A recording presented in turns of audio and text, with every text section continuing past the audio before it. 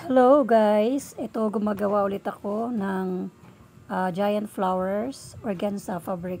So gumamit na ako ngayon ng spray paint. Kasi dati yung ginagamit ko, pintura lang siya, so parang nagkakalat siya.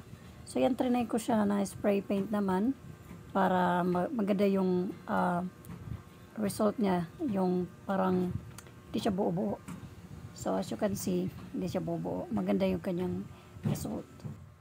Then, eto siya. So, nakagawa ko ng tatlong kulay. Pero same din yung design niya. Hindi ko alam kung anong pangalan dito. Basta gawa lang ako ng gawa ng mga petals. Tapos pagdugtong-dugtungin ko na lang sila. So, ginagawa ko ito para sa backdrop na gagawin ko for the events. Pagka nakarami na ako nito, gagawa ko ng stand nila.